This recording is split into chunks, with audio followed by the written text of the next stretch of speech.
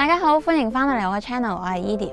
咁咧，我知道就嚟開學啦，咁相信咧，如果你係學生嘅話咧，你都應該籌備緊開學需要用嘅嘢。咁雖然咧喺呢大半年裏面咧，我哋都一直咧係喺網上面去學習啦，但係咧一本好嘅學生手帳咧係唔少得嘅。咁所以咧，我就特登為咗一眾嘅學生們咧，去設計咗一套嘅學生手帳 Student Planner， 希望咧可以幫到各位學生咧去好好咁樣去運用你嘅時間啦。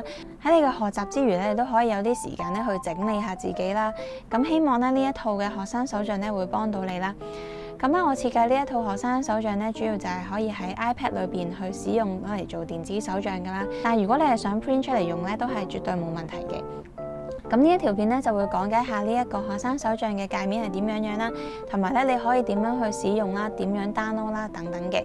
但係如果你唔係學生嘅話咧，都唔緊要嘅，因為咧可能裏邊一啲嘅界面咧都係可以適合你用嘅。咁所以咧，如果你係對於寫手帳有興趣嘅話咧，就唔好錯過呢條片啦。咁呢個 channel 咧主要就係關於手帳啦、文具啦、藝術啦、攝影啦、生活啦等等呢一啲主題嘅。咁如果你係有興趣嘅話咧，就記得 subscribe 呢個 channel 啦，記得撳埋隔離嗰個鐘仔，有新片嘅時候你就會收到通知噶啦。咁事不宜遲，我哋即刻開始啦。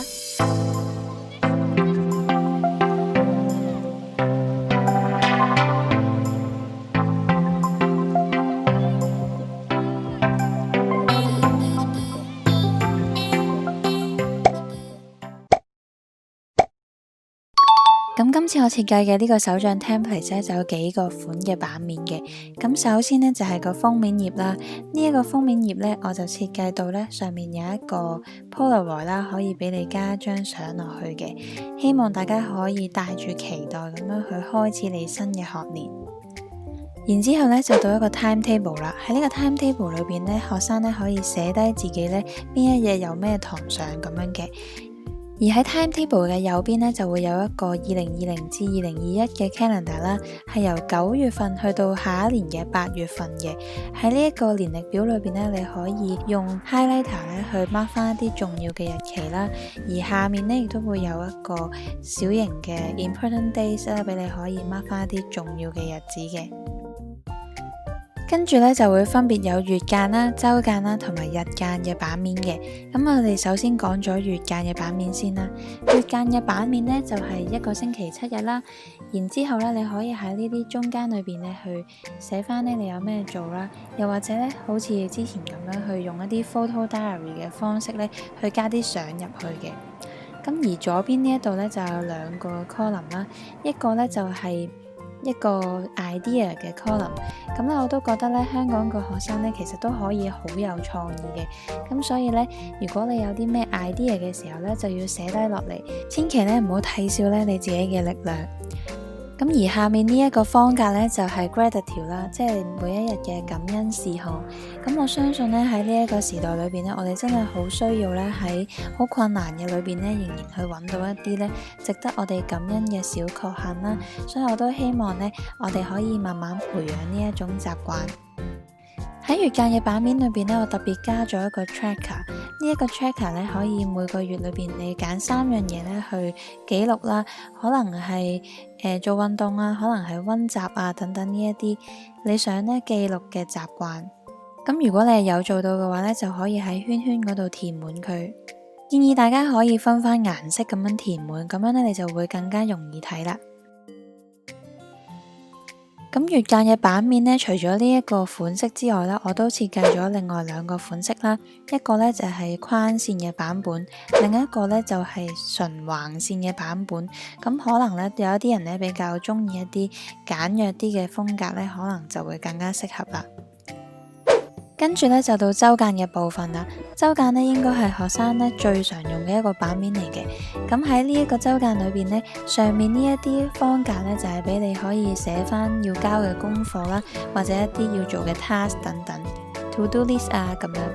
咁咧我就會建議咧，你可以將嗰個功課咧係寫喺你要交嗰一日啦，定期咧去睇翻咧究竟邊一日有功課交，咁就唔會 miss 咗啦。而至於下面呢個部分咧就係時間軸啦，咁你就可以用翻呢一啲嘅時間軸咧嚟分配你嘅時間運用。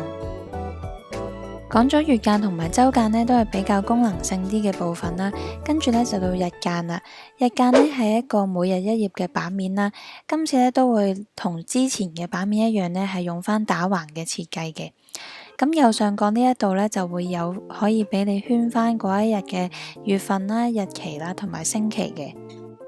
除咗左邊嘅部分仍然保留咗時間軸之外呢，中間呢一個咁大嘅版面呢，係完全空白嘅。咁喺呢個部分裏面呢，你就可以好自由咁樣運用啦，可能係寫一啲 mind map 啦，又或者呢去將你嗰日嘅心情呢去畫低佢啦，又或者呢你可以攞嚟做一啲拼貼啦、練字啦等等，都係冇問題嘅。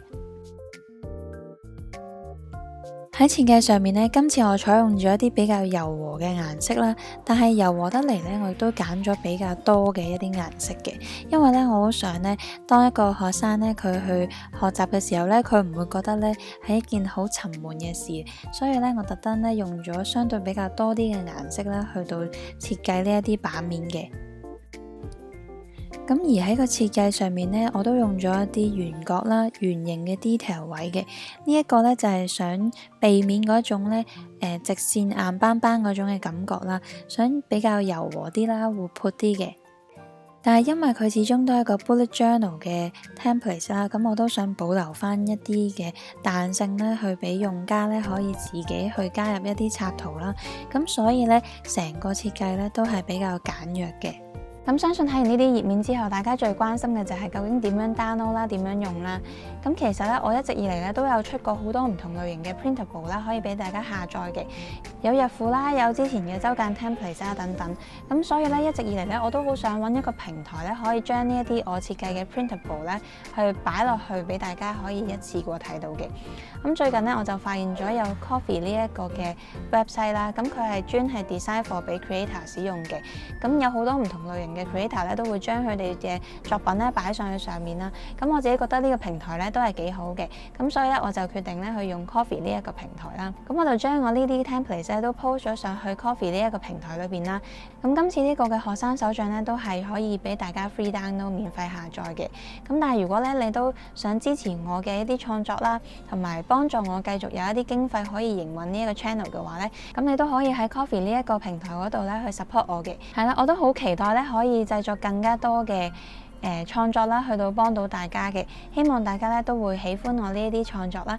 咁係啦，我會將 Ko-fi 嗰個嘅 link 咧擺翻喺下面嘅。咁如果咧你係想 download 嘅話咧，就可以去翻呢個平台啦。咁其實咧設計呢一個手帳嘅時候咧，我都發現咧有一啲嘅用法咧係好需要咧個別咁樣去調節嘅。可能咧有啲人佢嘅課堂咧係一日有9堂嘅，有啲人可能一日7堂。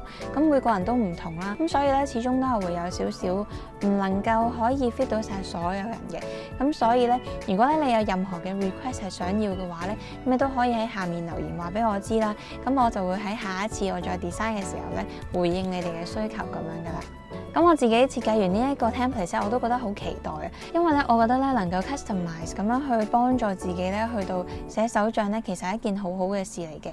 希望咧咁樣嘅方法咧都可以幫到大家，可以好好咁規劃自己嘅時間啦，亦都有時間可以做啲個人整理，令到我哋咧可以身心靈咧都健康啲咁樣。咁咧過去幾個星期咧，我都出咗一啲關於手帳嘅短片啦。咁嚟緊咧，我都會出一啲關於攝影嘅短片嘅。